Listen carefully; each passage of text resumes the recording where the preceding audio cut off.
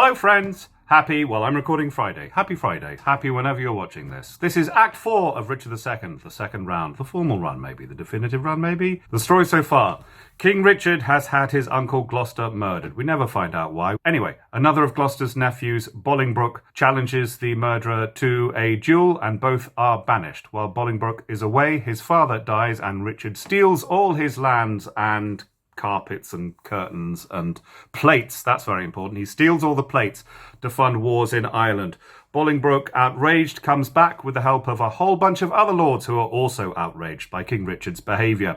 When Richard returns from Ireland, he finds that even his uncle York, who he left behind to look after the country, has basically joined up with Bolingbroke. Bolingbroke says, "All I want is my dad's stuff." Richard has said, "You can have whatever you want." And possibly believing that this is a punishment from heaven for his own pride, has now completely surrendered to Bolingbroke. 2 out of 3 of Richard's entourage have been executed. Bushy and Green, Bagot is still living. O'Merle is also on Richard's side. He's York's son. And the Earl of Northumberland is taking care of the nuts and bolts of Bolingbroke's transition back to England. And that's how we've left it. There's gauges mentioned again. Gauges are gauntlets. They're throwing down of gauntlets and more crusader-based racism, basically, to look forward to. This is Act 4 of Richard II. Ta-da! Act 4, Scene 1. Enter, as to Parliament, Bolingbroke, Duke of Lancaster and Hereford, the Duke of O'Merle, the Earl of Northumberland, Harry Percy, Lord Fitzwalter, who we haven't met before, the Duke of Surrey, who we haven't met before, the Bishop of Carlisle, and the Abbot of Westminster, who we haven't met before. Bolingbroke. Call forth Bagot. Enter Bagot with officers. Now, Bagot, freely speak thy mind, what thou dost know of noble Gloucester's death, who wrought it with the king, and who performed the bloody office of his timely end. Then set before my face the Lord O'Merle. Cousin, stand forth and look upon that man. O'Merle stands forth. My Lord O'Merle, I know your daring tongue scorns to unsay what once it hath delivered. In that dead time when Gloucester's death was plotted, I heard you say, "Is not my arm of length that reacheth from the restful English court as far as Calais to mine uncle's head?" Amongst much other talk that very time, I heard you say that you had rather refuse the offer of 100,000 crowns than Bolingbroke's return to England, adding withal how blessed this land would be in this your cousin's death. O'Merle. Princes and noble lords, what answer shall I make to this base man? Shall I so much dishonour my fair stars on equal terms to give him chastisement? Either I must, or have mine honour soiled with the attainder of his slanderous lips. There is my gage, the manual seal of death that marks thee out for hell. I say thou liest, and will maintain what thou hast said is false in thy heart blood, though being all too base to stain the temper of my knightly sword. Bagot, forbear, thou shalt not take it up. Excepting one, I would he were the best in all this presence that hath moved me so, Fitzwalter. If that thy valour stand on sympathy, there is my gage, O'Merle, engaged to thine. By that fair sun which shows me where thou standst, I heard thee say, and vauntingly thou spakest it, that thou wert cause of noble Gloucester's death. If thou deniest 20 times, thou liest, and I will turn thy falsehood to thy heart, where it was forged with my rapier's point. Thou darest not, coward, live to see that day. Now, by my soul, I would it were this hour. Fitzwalter, thou art damned to hell for this. Harry Percy. O'Merle, thou liest. His honour is as true in this appeal as thou art all unjust, and that thou art so. Well, there I throw my gage to prove it on thee to the extremest point of mortal breathing. Seize it if thou darest. And if I do not, may my hands rot off and never brandish more revengeful steel over the glittering helmet of my foe. Sorry, my Lord Fitzwalter, I do remember well the very time O'Merle and you did talk. 'Tis very true, you were in presence then, and you can witness with me this is true. As false by heaven as heaven itself is true. Sorry, thou liest. Dishonourable boy, that lie shall lie so heavy on my sword, that it shall render vengeance and revenge shall thou, the lie giver, and that lie, do lie in earth as quiet as thy father's skull, in proof whereof there is my honour's pawn. Engage her to the trial if thou darest. How fondly dost thou spur a forward horse. If I dare eat or drink or breathe or live, I dare meet Surrey in a wilderness and spit upon him whilst I say he lies and lies and lies. There is my bond of faith to tie thee to my strong correction, as I intend to thrive in this new world. O'Merle is guilty of my true appeal. Besides, I heard the banished Norfolk say that thou, O'Merle, did send 2 of thy men to execute the noble Duke at Calais. O'Merle, some honest Christian trust me with a gage. The Norfolk lies here. Do I throw down this, if he may be repealed, to try this honour? Bolingbroke. These differences shall all rest under gauge till Norfolk be repealed. Repealed he shall be, and though mine enemy restored again to all his lands and sineries. When he is returned, against Earl we will enforce his trial. Bishop of Carlisle. That honourable day shall never be seen. Many a time hath banished Norfolk fought for Jesu Christ in glorious Christian field, streaming the ensign of the Christian cross against black pagans, Turks and Saracens, and toiled with works of war, retired himself to Italy, where there at Venice gave his body to that pleasant country's earth, and his pure soul unto his captain Christ, under whose colours he had fought so long. Bishop of Carlisle, is Norfolk dead? As surely as I live, my lord. And sweet peace conduct his sweet soul to the bosom of good old Abraham. Lords appellants, your differences shall all rest under gauge, till we assign you to your days of trial. Enter the Duke of York. Great Duke of Lancaster! I come to thee from plume-plucked Richard, who with willing soul adopts the heir, and his high sceptre yields to the possession of thy royal hand. Ascend his throne, descending now from him, and long live Henry of that name the fourth. In God's name, I'll ascend the royal throne. Marry, God forbid! Bishop of Carlisle. Worst in this royal presence may I speak, yet best beseeming me to speak the truth. Would God that any in this noble presence were enough noble to be upright judge of noble Richard, then true noblesse would learn him forbearance from so foul a wrong. What subject can give sentence on his king? And who sits here that is not Richard's subject? Thieves are not judged but that they abide to hear, although apparent guilt be seen in them. And shall the figure of God's majesty, his captain, steward, deputy elect, anointed, crowned, planted many years, be judged by subject and inferior breath, and he himself not present? Oh, forfended God, that in a Christian climate souls refined should show so heinous, black, obscene a deed. I speak to subject, and a subject speaks, stirred up by God thus boldly for his king. My lord of Hereford here, whom you call king, is a foul traitor to proud Hereford's king, and if you crown him, let me prophesy the blood of English shall manure the ground, and future ages groan for this foul act. Peace shall go sleep with Turks and infidels, and in this seat of peace tumultuous wars shall kin with kin and kind with kind confound. Disorder, horror, fear, and mutiny shall here inhabit, and this land be called the field of Golgotha and dead men's skulls. Oh, if you rear this house against this house, it will the woefulest division prove that ever fell upon this cursed earth. Prevent, resist it. Let it not be so, lest child's children cry against you woe. Northumberland. Well have you argued, sir, and for your pains of capital treason we arrest you here. My Lord of Westminster, be at your charge to keep him safely till his day of trial. May it please you, lords, to grant the common suit. Bolingbroke. Fetch hither Richard, that in common view he may surrender. So we shall proceed without suspicion. York, I will be his conduct. Exit.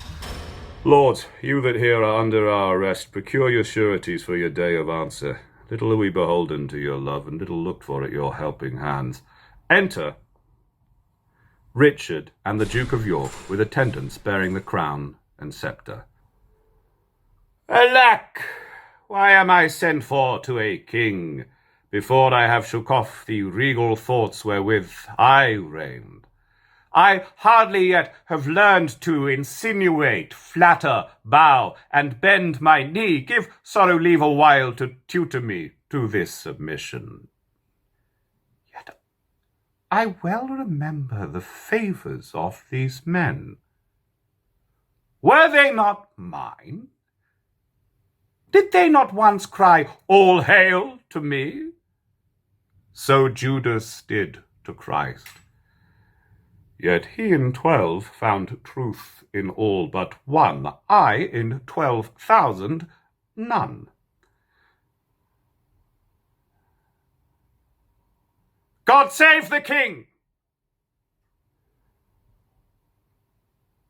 Will no man say Amen? Am I both priest and clerk? Why then, Amen!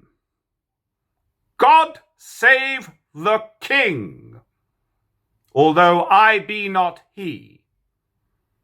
And yet, Amen, if heaven do think him me. To do what service am I sent for hither, York? To do that office of thine own good will, which tired majesty did make thee offer, the resignation of thy state and crown to Henry Bolingbroke. Well, give me the crown. Here, cousin, seize the crown. Here, cousin. Ah, on this side my hand, on that side thine.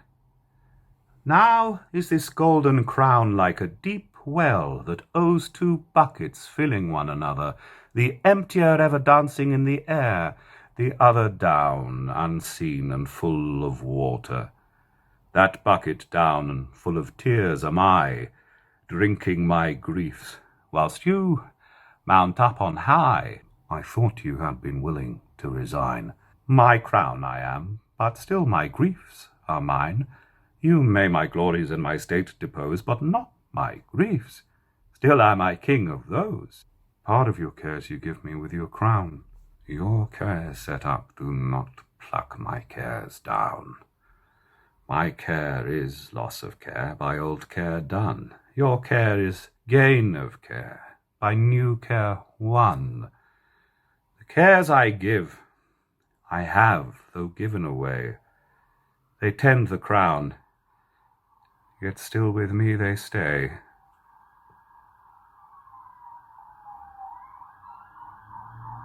Are you contented to resign the crown? No. No. For I must nothing be. Therefore, no, for I'll resign to thee. Now mark me, how I will undo myself. I give this heavy weight from off my hand. Bolingbroke accepts the crown. And this unwieldy sceptre from my hand. Bolingbroke accepts the sceptre. The pride of kingly sway from out my heart. With mine own tears I wash away my balm. With mine own hands I give away my crown. With mine own tongue deny my sacred state.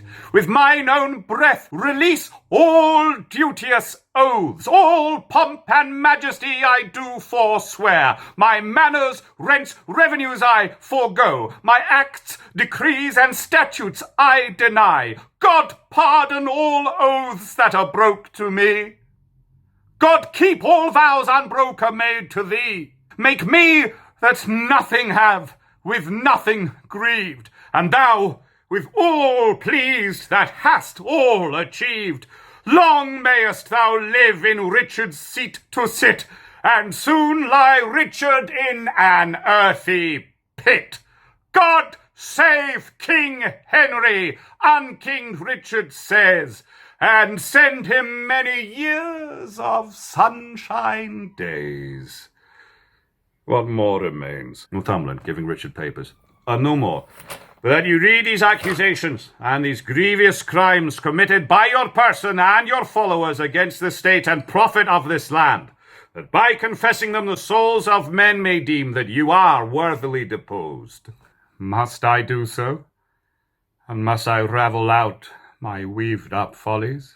Gentle Northumberland, if thy offences were upon record, would it not shame thee in so fair a troop to read a lecture of them?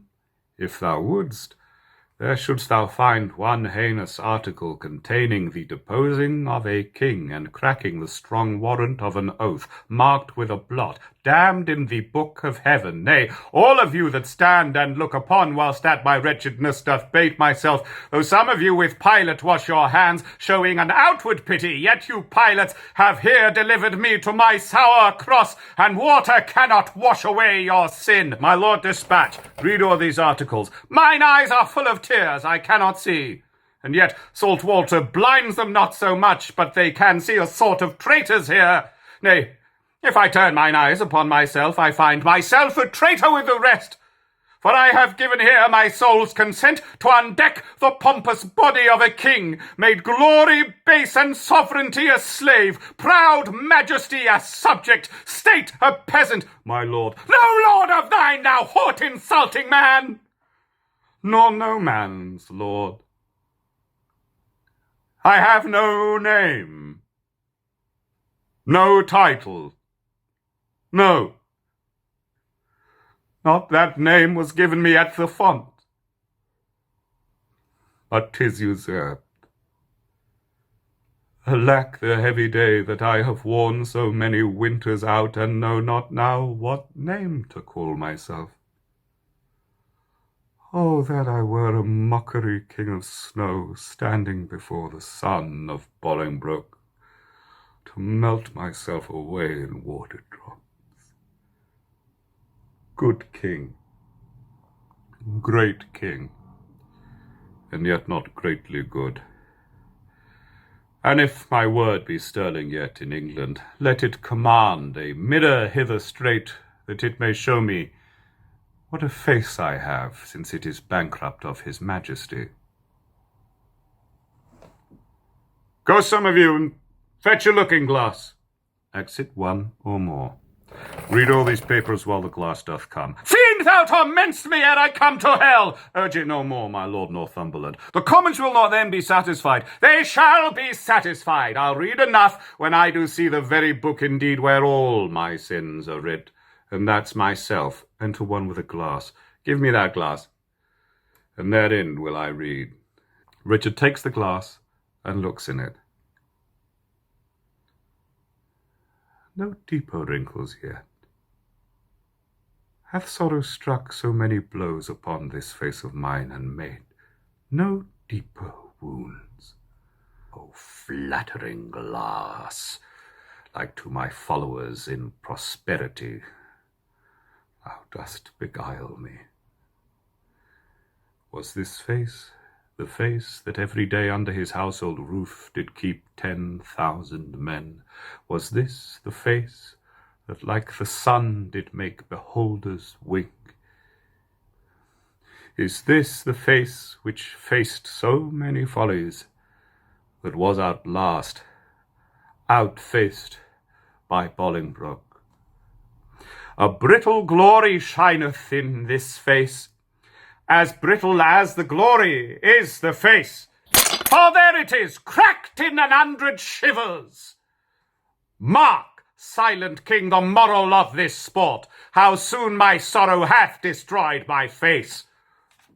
The shadow of your sorrow hath destroyed the shadow of your face. Say that again! The shadow of my sorrow. Well, let's see. It is very true. My grief lies all within, and these external manner of laments are merely shadows to the unseen grief that swells with silence in the tortured soul. There lies the substance. And I thank thee, King, for thy great bounty, that not only givest me cause to wail, but teachest me the way how to lament the cause. I'll beg one boon, and then be gone and trouble you no more. Shall I obtain it? Name it, fair cousin. Fair cousin. I am greater than a king. For when I was a king, my flatterers were then but subjects. Being now a subject, I have a king here to my flatterer. Being so great, I have no need to beg, yet ask. And shall I have? You shall. Then give me leave to go.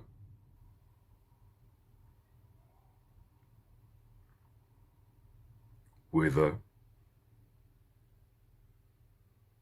whither you will, so I were from your sight. Go, some of you, convey him to the tower. Ah, good! Convey! Conveyors are you all that rise thus nimbly by a true king's fall. Exit, guarded. On Wednesday next we solemnly set down our coronation. Lords, prepare yourselves. Exeunt all but the Abbot of Westminster, the Bishop of Carlisle, and O'Merle. Abbot of Westminster, a woeful pageant have we here beheld. Bishop of Carlisle, the woes to come. The children yet unborn shall feel this day as sharp to them as thorn. O'Merle, you holy clergyman, is there no plot to rid the realm of this pernicious blot? Abbot of Westminster, my lord, before I freely speak my mind herein, you shall not only take the sacrament to bury mine intents, but also to effect whatever I shall happen to devise. I see your brows are full of discontent, your hearts of sorrow, and your eyes of tears. Come home with me to supper. I will lay a plot shall show us all a merry day. Excellent. And that is the end of Act 4. When I finished Act 5, it will go up there, and Act 4 of the last run, I'll stick there. And maybe I'll stick something there. I haven't decided what that is yet. Thank you for watching. Thank you for all your comments. Like, subscribe. If you want to leave me tips, there's a link to the tip jar below. I hope you're all doing tremendously. Bye-bye.